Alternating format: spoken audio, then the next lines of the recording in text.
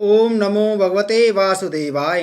नमस्कार दोस्तों, स्वागत है आप सभी का हमारे चैनल भक्ति ज्ञान में। दोस्तों, आज मैं आपको श्रीमद् भागवत महापुराण की कथा सुना रहा हूँ। आप सभी भक्तजन इस कथा को श्रद्धा पूर्वक मन लगाकर सुने। भगवान श्री कृष्ण आप सभी की मनोकामना पूर्ण करेंगे और आप सभी के कष्टों को हर लेंगे। दोस्तों, पिछली कथा में हमने सुना था महर्षि च्यवन और सुकन्या का चरित्र, राजा सरयाति का वंश। आज की कथा में हम सुनेंगे नाभाग और अम्बरीश की कथा। श्री सुखदेव जी कहते हैं, परीक्षित, मनु पुत्र नवक का पुत्र था नाभाग। जब वह दीर्घ काल तक ब्रह्मचर्य का पालन करके लौटा, तब बड़े भाइयों ने अपने से छोटे किंतु विद्वान भाई को हिस्से में केवल पिता को ही दिया। संपत्ति तो पहले उन्होंने ही आपस में बांट ली थी। उन्होंने अपने भाइयों से पूछा, भाइयों, आप लोगों ने मुझे हिस्से में क्या दिया है? तब उन्होंने उत्तर दिया कि हम तुम्हारे हिस्से में पिताजी को ही तुम्हें देते हैं। उसने अपने पिता से जाकर कहा, पिताजी, मेरे बड़े भाइयों ने हिस्से में मेरे लिए आपको ही दिया है। पिता ने कहा, बेटा, तुम उनकी बात न मानो। देखो, ये बड़े बुद्धिमान अंगिरस गोत्र के ब्राह्मण इस समय एक बहुत बड़ा यज्ञ कर रहे हैं, परंतु मेरे विद्वान पुत्र वे प्रत्येक छठे दिन अपने कर्म में भूल कर बैठते हैं। तुम उन महात्माओं के पास जाकर उन्हें वैश्वदेव संबंधी दो सूक्त बतला दो। जब वे स्वर्ग जाने लगेंगे, तब यज्ञ से बचा हुआ अपना सारा धन तुम्हें दे देंगे। इसलिए अब तुम उन्हीं के पास चले जाओ। उसने अपने पिता की आज्ञानुसार वैसा ही किया। उन अंगिरस गोत्री ब्राह्मणों ने भी यज्ञ का बचा हुआ धन उसे दे दिया और वे स्वर्ग में चले गए। जब नाभाग उस धन को लेने लगा, तब उत्तर दिशा से एक काले रंग का पुरुष आया। उसने कहा, इस यज्ञ भूमि में जो कुछ बचा हुआ है वह सब धन मेरा है। नाभाग ने कहा, ऋषियों ने यह धन मुझे दिया है, इसलिए मेरा है। इस पर उस पुरुष ने कहा, हमारे विवाद के विषय में तुम्हारे पिता से ही प्रश्न किया जाए। तब नाभाग ने जाकर पिता से पूछा। पिता ने कहा, एक बार दक्ष प्रजापति के यज्ञ में ऋषि लोग यह निश्चय कर चुके हैं कि यज्ञ भूमि में जो कुछ बचा रहता है वह सब रुद्रदेव का हिस्सा है, इसलिए वह धन तो महादेव जी को ही मिलना चाहिए। नाभाग ने जाकर उन काले रंग के पुरुष रुद्र भगवान को प्रणाम किया और कहा कि प्रभु, यज्ञ भूमि की सब वस्तुएं आपकी हैं। मेरे पिता ने ऐसा ही कहा है। भगवान, मुझसे अपराध हुआ, मैं सिर झुकाकर आपसे क्षमा मांगता हूँ। तब भगवान रुद्र ने कहा, तुम्हारे पिता ने धर्म के अनुकूल निर्णय दिया है और तुमने भी मुझसे सत्य ही कहा है। तुम वेदों का अर्थ तो पहले से ही जानते हो। अब मैं तुम्हें सनातन ब्रह्म तत्व का ज्ञान देता हूँ। जहाँ यज्ञ में बचा हुआ मेरा जो अंश है, यह धन भी मैं तुम्हें ही दे रहा हूँ। तुम इसे स्वीकार करो। इतना कहकर सत्य प्रेमी भगवान रुद्र अंतर्ध्यान हो गए। जो मनुष्य प्रातः और सायंकाल एकाग्र चित्त से इस आख्यान का स्मरण करता है वह प्रतिभाशाली एवं वेदज्ञ तो होता ही है, साथ ही अपने स्वरूप को भी जान लेता है। नाभाग के पुत्र हुए अम्बरीश वे भगवान के बड़े प्रेमी एवं उदार धर्मात्मा थे। जो ब्रह्म श्राप कभी कहीं रोका नहीं जा सका, वह भी अम्बरीश का स्पर्श ना कर सका।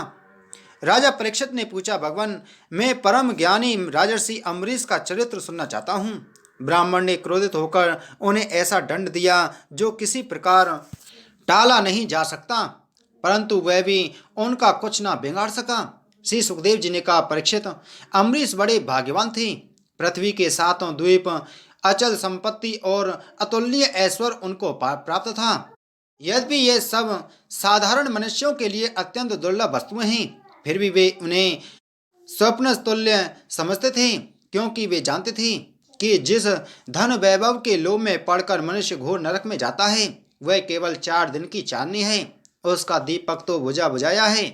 भगवान श्री कृष्ण में और उनके प्रेमी साधुओं में उनका परम प्रेम था। उस प्रेम के प्राप्त हो जाने पर तो यह सारा विश्व और इसकी समस्त संपत्तियां मिट्टी के ढेले के समान जान पड़ती हैं। उन्होंने अपने मन को श्री कृष्णचंद्र के चरणार बिंद युगल में, वाणी को भगवद गुणगान वर्णन में, हाथों को श्री हरि मंदिर के मार्जन सेचन में और अपने कानों को भगवान अच्युत की मंगलमयी कथाओं के श्रवण में लगा रखा था। उन्होंने अपने नेत्र मुकुंद मूर्ति एवं मंदिरों के दर्शनों में, अंग संग भगवत भक्तों के शरीर स्पर्श में, नासिका उनके चरण कमलों पर चढ़ी श्रीमती तुलसी के द्रव्य गंध में और रसना जिब्बा को भगवान के प्रति अर्पित नैवेद्य प्रसाद में संलग्न कर दिया था।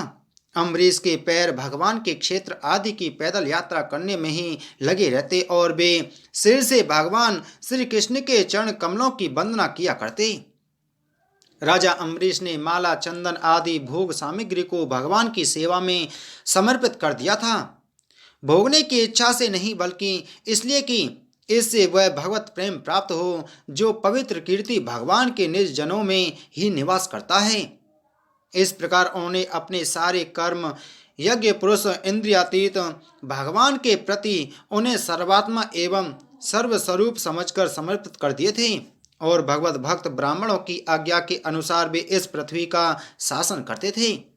उन्होंने धर्म नाम के निर्जल देश में सरस्वती नदी के प्रवाह के सामने वशिष्ठ, असित, गौतम आदि भिन्न भिन्न आचार्यों द्वारा महान ऐश्वर्य के कारण सर्वांग परिपूर्ण तथा बड़ी बड़ी दक्षिणा वाले अनेकों अश्वमेघ यज्ञ करके यज्ञाधिपति भगवान की आराधना की थी।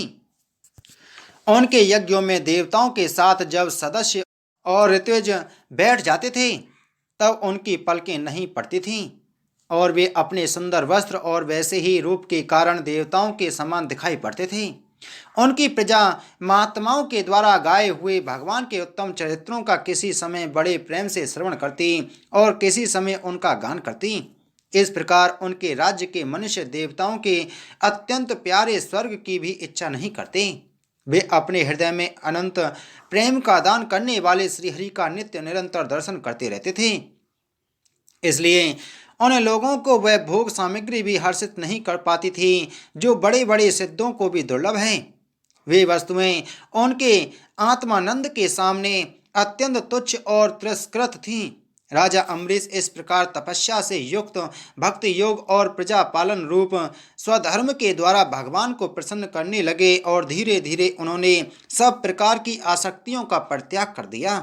घर, स्त्री, पुत्र, भाई, बंधु, बड़े बड़े हाथी, रथ, घोड़े एवं पैदलों की चतुरंगनी सेना, अक्षय रत्न, आभूषण और आयुध आदि समस्त वस्तुओं को तथा कभी समाप्त न होने वाले कोषों के संबंध में उनका ऐसा दृढ़ निश्चय था कि वे सब के सब असत्य हैं।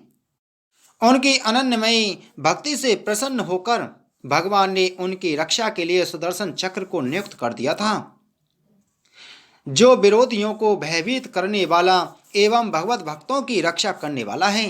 राजा अम्बरीश की पत्नी भी उन्हीं के समान धर्मशील, संसार से विरक्त एवं भक्ति परायण थी। एक बार उन्होंने अपनी पत्नी के साथ भगवान श्री कृष्ण की आराधना करने के लिए 1 वर्ष तक द्वादशी प्रधान एकादशी व्रत करने का नियम ग्रहण किया।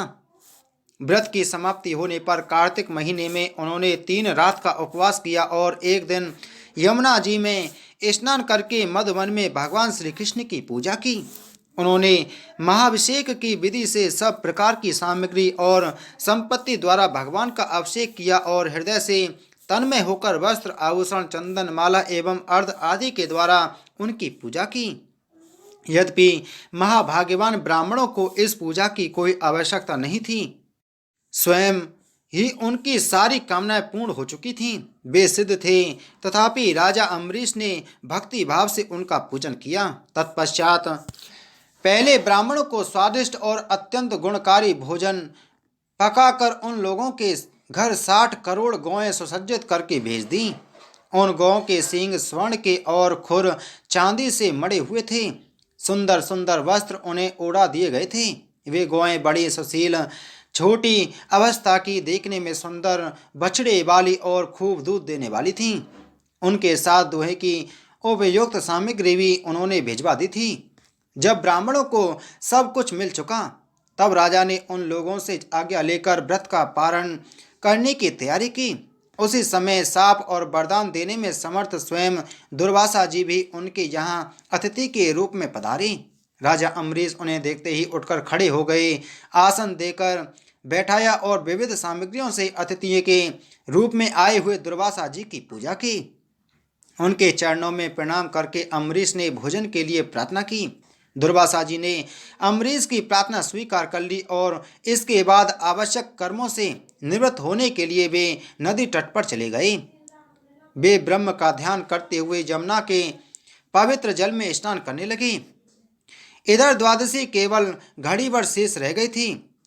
धर्मज्ञ अम्बरीश ने धर्म संकट में पड़कर ब्राह्मणों के साथ परामर्श किया। उन्होंने कहा, ब्राह्मण देवताओं, ब्राह्मण को बिना भोजन कराए स्वयं खा लेना और द्वादशी रहते पारण न करना दोनों ही दोष हैं।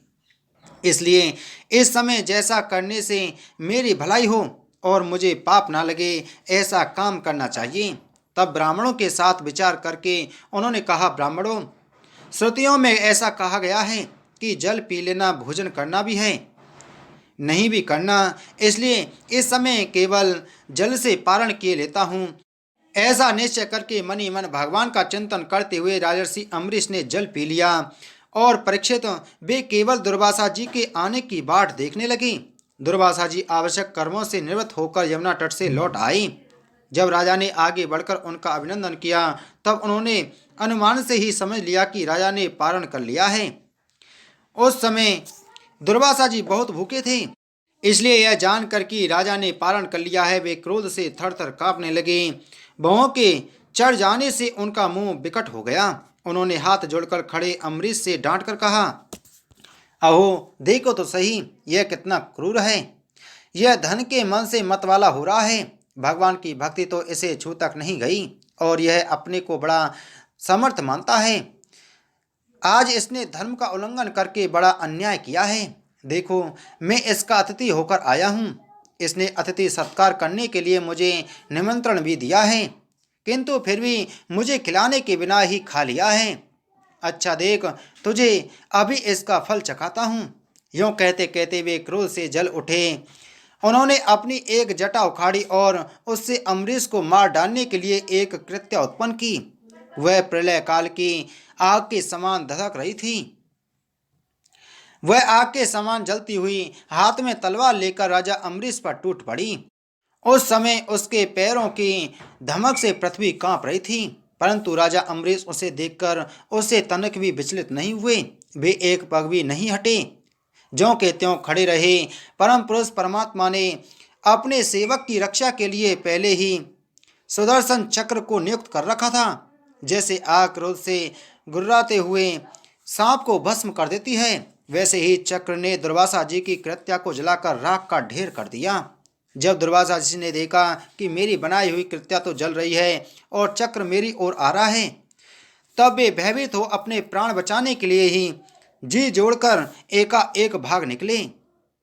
जैसे ऊंची ऊंची लपटों द्वारा दावानल सांप के पीछे दौड़ता है, वैसे ही भगवान का चक्र उनके पीछे पीछे दौड़ने लगा।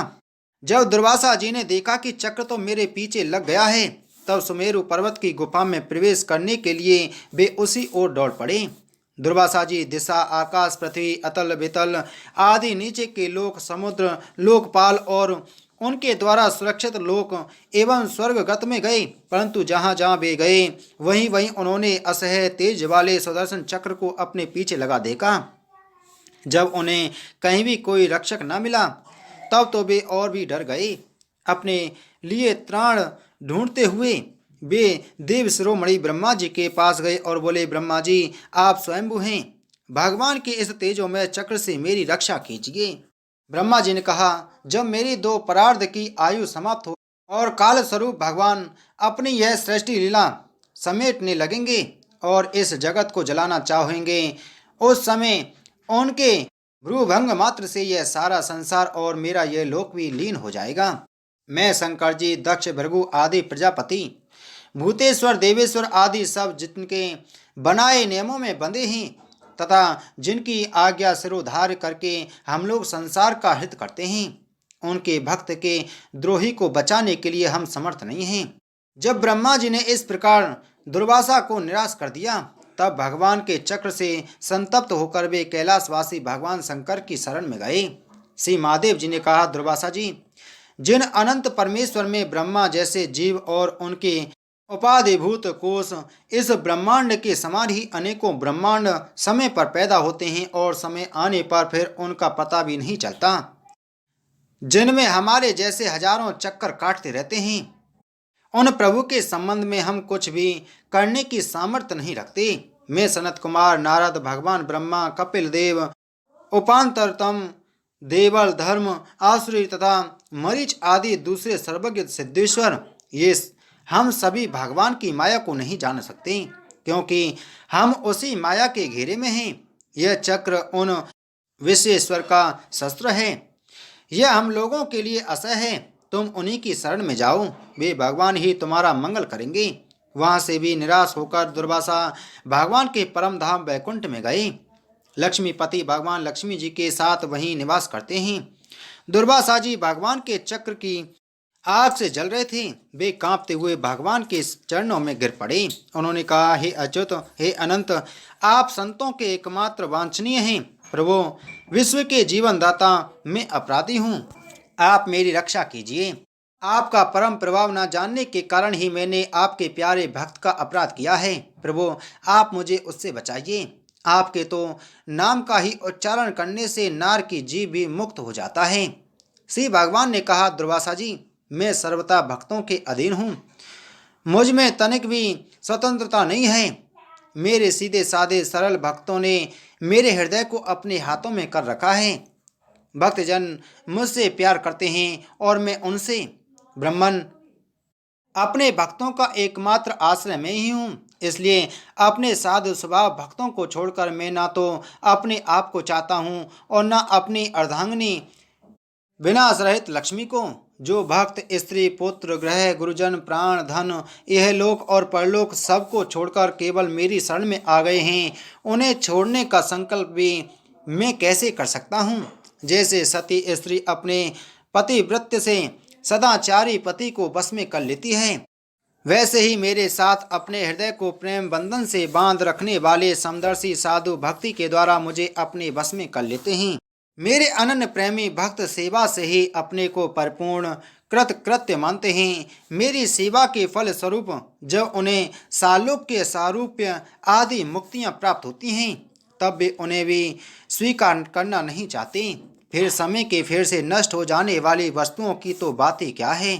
दुर्वासा जी, मैं आपसे और क्या कहूँ। मेरे प्रेमी भक्त तो मेरे हृदय हैं और उन प्रेमी भक्तों का हृदय स्वयं मैं हूँ। वे मेरे अतिरिक्त और कुछ नहीं जानते तथा मैं उनके अतिरिक्त और कुछ भी नहीं जानता। दुर्वासा जी सुनिए, मैं आपको एक उपाय बताता हूँ जिसका अनिष्ट करने से आपको इस विपत्ति में पड़ना पड़ा है। आप उसी के पास जाइए। निरपराध साधुओं के अनिष्ट की चेष्टा से अनिष्ट करने वाले का ही अमंगल होता है। इसमें संदेह नहीं कि ब्राह्मणों के लिए तपस्या और विद्या परम कल्याण के साधन हैं, परंतु यदि ब्राह्मण उदंड और अन्यायी हो जाए तो वे ही दोनों उल्टा फल देने लगते हैं। दुर्वासा जी, आपका कल्याण हो। आप नाभाग नंदन परम भाग्यशाली राजा अम्बरीश के पास जाइए और उनसे क्षमा मांगिए, तब आपको शांति मिलेगी। बोलो श्रीमद् भागवत महापुराण की जय। बोलो श्री कृष्णचंद्र भगवान की जय।